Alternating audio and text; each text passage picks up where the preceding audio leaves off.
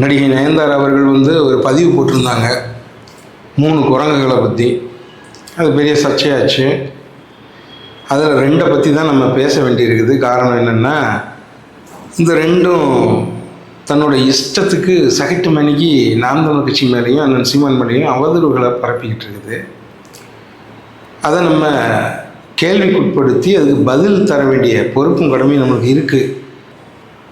Cinema கிசு இது மாதிரி செய்திகள்லாம் சொல்கிற சினிமா பத்திரிகையாளர்கள் வரிசையில் இருக்கிற பிஸ்மி ஒரு 30 ஆண்டுகளாக சினிமா பத்திரிகையாளர்னு வச்சுக்கோங்களேன்.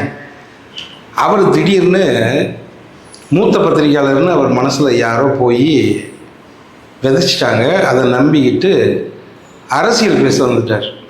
அவர் பேசக்கூடாதா அப்படின்னா பேசலாம், ஆனால் அதுக்கு ஒரு அடிப்படை தகுதி இருக்குது. ஏன்னா 30 ஆண்டுகளாக சினிமா பத்திரிகையாளர் இருக்கிற அவர்கிட்ட போய் நாம் சினிமாவை பற்றி பேசுனா நம்மளுக்கு தகுதி கிடையாது. ஆனால் 14 ஆண்டுகளாக அரசியல் களத்தில் இருக்கிற நம்மக்கிட்ட திடீர்னு சினிமா டு அரசியல் பத்திரிகையாளரை மாறி நம்மக்கிட்ட அரசியல் பேசும்போது அவருக்கு அந்த தகுதி இருக்குதான்னு நம்ம கேட்க வேண்டியது இருக்குது. இப்போ என்ன பிரச்சனை அப்படின்னா, தொடர்ச்சியாக அண்ணன் சீமான் அவர்களையும் நாம் தமிழர் கட்சியும் அவதூறு பேசுகிறாரு. தொடக்கத்தில் விஜய் அவர்களுக்கு ஆடியோ லான்ச் அரசியல்வாதி, பனையூர் பண்ணையார் போன்ற அரிதான பட்டங்கள் எல்லாம் கொடுத்த பத்திரிகையாளர், சினிமா பத்திரிகையாளர் பிஸ்மி அவர்கள் என்ன காரணம்னு தெரியல, திடீர்னு அண்ணன் சீமான் அவர்களை கொச்சையாக பேச ஆரம்பிச்சிட்டாரு, அவதூறு பேச ஆரம்பிச்சிட்டாரு. சமீபத்தில் கொடுத்த பேட்டியிலலாம் பார்த்திங்கன்னா, அண்ணன் அவர்கள் ஒரு தடவை கேட்டிருந்தாங்க. அதாவது விஜய் தன்னை கிளைம் பண்ணிக்கிறாரு, நான் கேரியரின் உச்சத்திலிருந்து உங்களுக்கு நல்லது செய்ய வந்திருக்கிறேன் அப்படின்னு. ஒருத்தன் மக்களுக்கு நல்லது செய்ய வரானா, கேரியரோட உச்சத்துலேருந்து வர்றானா, பேராஷூட்லேருந்து தொங்கிட்டு வர்றானா அப்படிங்கிறதெல்லாம் முக்கியம் கிடையாது. மக்களுக்கு என்ன செஞ்சான் அப்படிங்கிறதான். அப்படி இருக்கும்போது விஜய் அப்படி சொல்கிறாரு. அதுக்கு பதில் கருத்தா இல்லை விமர்சனமாக அண்ணன் அவர்கள் என்ன கேட்குறாங்கன்னா, உன்னை யாருப்பா கூப்பிட்டது? சினிமா கேரியரோட உச்சத்துலேருந்து உன்னை யார் வர சொன்னது? மக்கள் யாரும் கூப்பிட்டாங்களா? நீயா தானே வந்த? அப்புறம் ஏன் அப்படி கிளைம் பண்ணுற? அந்த அடிப்படையில் ஒரு விமர்சனத்தை முன்வைக்கிறாரு. அதுக்கு பிஸ்மி அவர்களுக்கு ரத்தம் கொதிக்க ஆரம்பிச்சிருச்சு. ஒரு பேட்டியில் என்ன கேட்குறாரு, விஜயை பார்த்து சீமான் இப்படி கேட்குறாரு, சீமானை யாராவது அழைத்தார்களா அரசியலுக்கு அப்படின்னு ஒரு அறிவாளித்தனமான ஒரு கேள்வியை கேட்குறாரு. அவருக்கு அது இருந்தால் இந்த கேள்வி வந்திருக்காதுன்னு வச்சுக்கோங்களேன். ஏன்னா 2009 நடந்த தமிழின படுகொலையில் காலம்தான் நான் சீமான அரசியலுக்குள்ளே தள்ளுது. எந்த மக்களும் கூப்பிடல, காலம் தள்ளுது. இந்த அரசியல் அறிவு அவருக்கு புரிதல் ஏன் இல்லைன்னா, அவர் சினிமா பத்திரிகையாளர், அவர் அரசியல் பத்திரிகையாளர் கிடையாது. அப்படி புரிதல் இருந்ததுன்னா இந்த அபத்தமான ஒரு கேள்வியை அவர் கேட்டிருக்க மாட்டார். அப்புறம் என்ன சொல்கிறாருன்னா, விஜயை பற்றி தொடர்ச்சியாக சீமான் பேசுகிறதுனால தான் ஊடகங்களில் சீமான் பேசப்படுறார். இல்லாட்டினா சீமான் அவர்களை ஊடகங்கள் கண்டுக்காது. இவர் விஜயை பற்றி பேசணும், இல்லை விஜயலட்சுமி இவரை பற்றி பேசணும்னு கொச்சையாக ஒரு கருத்தை சொல்லியிருக்கிறாரு. நாம் என்ன கேட்குறோம்னா, அண்ணன் சீமான் அவர்களை இப்போ வரைக்கும் எந்த ஊடகம் காட்டுது? இந்த பிஸ்மிக்கு உண்மையிலே மண்டைக்குள்ள மூளைன்னு ஒன்று இருந்து அதுக்குள்ளே அறிவுன்னு கொஞ்சம் இருந்திருந்தா இப்படி பேசுவாரா? அண்ணன் சீமான் அவர்களை ஒரு அரசியல் கட்சி தலைவராகவே எந்த ஊடகமும் காட்ட மாட்டேங்குது. நாம் தமிழர் கட்சி போட்டி போடுறத ஒரு ஆப்ஷனில் கூட வைக்க மாட்டேங்குதுங்கிற நிலைமை இருக்கும்போது அண்ணன் அவர்கள் விஜயை பேசி தான் ஊடகங்கள் கவனிக்கணும்னு ஒரு நிலை இருக்குதுன்னு இந்த பிஸ்மி பேசுகிறார். இவர் என்ன பண்ணலாம்? அப்போது தாவேக்காவோட விர்ச்சுவல் வாரியர்ஸ், 3ஆம் தர விர்ச்சுவல் வாரியர்ஸ் வைக்கிற விமர்சனத்தை, ஒரு தற்குறித்தனமான விமர்சனத்தை பிஸ்மியும் வைக்கிறார். இதுக்கு நம்ம பதில் சொல்கிறது தான் இதை பேச வேண்டியிருக்குதுன்னு வைங்களேன். ஏன்னா இவரெல்லாம் ஒரு ஆள் கிடையாது நம்மளுக்கு. இந்த பிஸ்மி மாதிரியான ஆட்கள்லாம் எப்படின்னா, சமூகத்தில் பல சிக்கல்கள் நடக்கும். ஆளும் அதிகாரத்தினாலையும் எதிர்கட்சிகள் முன்னாடியே கொண்டு வந்த திட்டங்கள்னாலையும் நிறைய சிக்கல்கள்லாம் ஏற்படும். அந்த நேரத்துலலாம் பார்த்திங்கன்னா வலைதளங்களில் உட்காந்துக்கிட்டு வக்கனையாக கருத்து பேசுகிற கந்தசாமிகள் தான் இவங்க. களத்துக்கு போராட வர்றவங்க கிடையாது. அதனால் இவங்களை ஒரு பொருட்டை நம்ம மதிக்க தேவையில்லை அப்படின்னாலும் தொடர்ச்சியாக அவதூறு வைக்கும்போது அவங்களுக்கு பதில் சொல்ல வேண்டிய தேவை வந்துடுது. அண்ணன் சமீபத்தில் இட்லி கடை படத்தை பார்த்துட்டு கூட வந்து பாராட்டினார். அதுக்கும் இந்த பிஸ்மி வந்து 100 கோடி 100 கோடின்னு மனப்பிறழ்வாளர் போல் பதிவு போட்டுக்கிட்டே இருந்தார். இவர் தான் பக்கத்தில் உட்காந்து சரியாக எண்ணி கொடுத்து பெட்டியை கை மாற்றி விட்டு கமிஷன் வாங்கின புரோக்கர் மாதிரி 100 கோடி 100 கோடின்னு போட்டுக்கிருந்தார். சரி, கடந்து போகலான்னு நினச்சி போனால் தொடர்ச்சியாக விமர்சனங்கள் வைக்க ஆரம்பிக்கிறாரு. அதுவும் அவதூறு விமர்சனங்களாக இருக்குது. இப்போ நாம் தமிழ் கட்சி மேலே சீமானன் மேலே விமர்சனம் வைக்கக்கூடாதா அப்படின்லாம் வைக்கலாம். எப்படி வைக்கலாம்னா, ஒரு பொது மனிதராக இருந்து இந்த அரசியல் கட்சியோட செயல்பாடு இப்படி இருக்குது, இந்த அரசியல் கட்சியோட செயல்பாடு இப்படி இருக்குது, இவங்களை இந்த இடத்துல இப்படி இதாக இருக்கிறாங்கன்னு விமர்சனம் வைக்கலாம். ஆனால் தாவேகா ஸ்டாண்டில் இருந்து பேசக்கூடாது. ஏன்னா அறிவிக்கப்படாத லயோலா மணியா பிஸ்மியும் அறிவிக்கப்படாத ராஜ்மோகனும் அந்தனனும் செயல்பட்டுக்கிட்டு இருக்காங்க வலைதளத்தில். ஏன் அவங்கள சொல்கிறேன்னா, இவங்க 2 பேருமே கரூர் சம்பவம் நடந்த ஒரு வாரத்தில் ஆள் அப்ஸ்காண்டு. அதுக்கப்புறமா தான் யூடியூப் சேனலுக்குள்ளே வர்றாங்க. இப்போது நம்ம என்ன தாழ்மையாக விஜய் அவர்களுக்கு ஒரு கோரிக்கை வைக்கிறோம்னா, ராஜ்மோகன் இடத்துல அந்தனனையும் லயோலாமணி இடத்துல பிஸ்மியையும் பொறுப்புக்கு போடுங்க, உங்கள் கட்சி இன்னும் நல்லா வளரும்.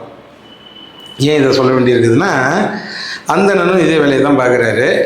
அவர் தொடக்கத்தில் அப்பப்போ நாம் தமிழ் கட்சியை பற்றி பேசுவார், அண்ணன் சீமான் அவர்களை பற்றியெல்லாம் பேசுவார். திடீர்னு அவருக்கு என்னாச்சுன்னு தெரியல, முழுசாக சந்திரமுகியாகவே மாறுற மாதிரி முழுசாக தாவேகா தற்குறியாகவே மாறிட்டார். போகிற இடத்துலலாம் பார்த்தீங்கன்னா விஜய்க்கு விமர்சனம் வைக்க வேண்டிய இடத்துல அப்படியே தடவை கொடுத்துருவார். அதுவே விஜய்க்காக அட்டாக் பண்ணணும் அப்படின்னா கண்ட மணிக்கு சைட்டு மணிக்கு பேசுவார். அண்ணன் ஆடு மாடுகள் மாநாடு நடத்தியிருந்தாரு, அதை ஒட்டிய ஒரு காணொளி போடுறாரு அந்த அண்ணன். அதில் பார்த்தீங்கன்னா அண்ணனை அவமதித்து பேசுகிறாரு, அண்ணியை பேசுகிறாரு, பையனை பேசுகிறாருங்கும் போது என்ன மனநிலையில் இருக்கிறாங்க. இப்போ விஜய்க்கு நீங்கள் ஆதரவு தெரிவிங்க, அது உங்களோட விருப்பம், உங்களோட உரிமை. எந்த அடிப்படையிலன்னு ஒன்று இருக்குது. ஒரு அரசியல் கட்சி தலைவர் வந்தார், மக்களுக்கு நல்லது செய்வேன்னு சொல்லிட்டு 2 ஆண்டு ஆச்சு, என்ன செஞ்சார் நல்லது அப்படின்ற அடிப்படையில் நீங்கள் அவருக்கு ஆதரவு கொடுங்க.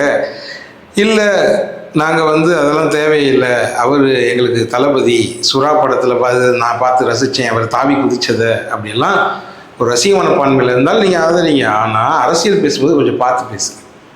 விஜய் அவர்கள் நல்லது செய்ய வந்தேன்னு சொல்லிட்டு 2 ஆண்டு ஆச்சு, என்ன நல்லது செஞ்சார்? பரந்தூருக்கு போனார், ஒரு 15 நிமிஷம், அதில் 4 நிமிஷம் பேசினார், நான் வறண்டு போச்சு, ஓடியாந்துச்சார்.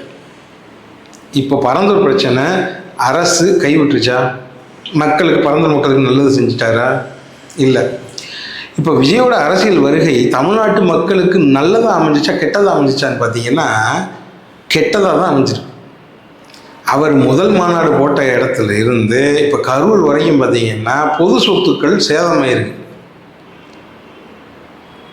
மக்கள் பலியாயிருக்கிறாங்க. இப்போ விஜய் அவர்கள் அரசியலுக்கு வந்துட்டு அவர் செஞ்ச நல்லதுன்னு பார்த்தா ஒன்றும் இல்லை, அவர் இந்த மக்களுக்கு செஞ்ச கேடு தான் அதிகம். அப்போது இவரை நீங்கள் எப்படி ஆதரிச்சுக்கிட்டு நாம் தமிழர் கட்சியோட அரசியலில் எதிர்நிலைப்பாடு எடுத்து பேசுகிறீங்க? வெளிப்படையாக அறிவிச்சிருங்க, நாங்கள் வந்து தாவேகாவுடைய விர்ச்சுவல் வாரியர்ஸில் ஒன் ஆஃப் த மெம்பர் அப்படின்னு அந்தனனும் பிஸ்மியை சொல்லிட்டா நம்மளுக்கு எந்த பிரச்சனையும் கிடையாது. சரி, இவங்க தற்கொலையே இப்படி தான் பேசிட்டு திரிவாங்க அப்படின்னு நம்ம கடந்து போயிடலாம். ஆனால் தன்னை வந்து ஒரு பொது மனிதனாக காமிச்சிக்கிட்டு மார்க்கெட்டிங் பண்ணுற வேலை, அந்த இன்ஃப்ளூயன்சர்ஸ்ன்னு சொல்கிறாங்க இல்லையா, அந்த காணொலியெல்லாம் பார்த்துருப்பீங்க வலைதளங்களில். ஒருத்தர் இன்னொருத்தர்கிட்ட பேசுகிறாரு, பேக்கேஜ் ஒரு 40,000 வரைக்கும் நம்ம கொடுக்கலாம், ஒன்றும் இஷ்யூ இல்லை, நீங்கள் இதை பற்றி ஒரு வீடியோ போடுங்க அப்படின்னு. அந்த மாதிரி விஜய் அவர்களிடமிருந்து வாங்கி தின்னு வயிறு பிழைப்பதற்காக நாம் தமிழர் அரசியலை பேசுகிற வேலையை கைவிடணும்.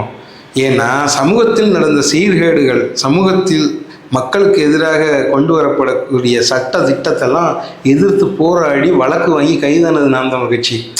பிஸ்மி இருக்கிறாரு, அவருடைய இஸ்லாமிய மார்க்கத்தை தழுவிய மக்களுக்கு எதிராக தான் சிட்டிசன்ஷிப் ஆக்ட் எல்லாம் கொண்டு வர்றாங்க. அந்த போராட்டத்தில் அதிகப்படியாக கலந்து கொண்டு வழக்கு வாங்கினது நாம் தமிழர் கட்சி.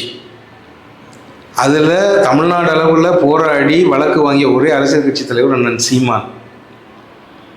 கோயம்புத்தூரில் சீமான் அவர்களை பேசவே அனுமதிக்கல இந்த அரசு.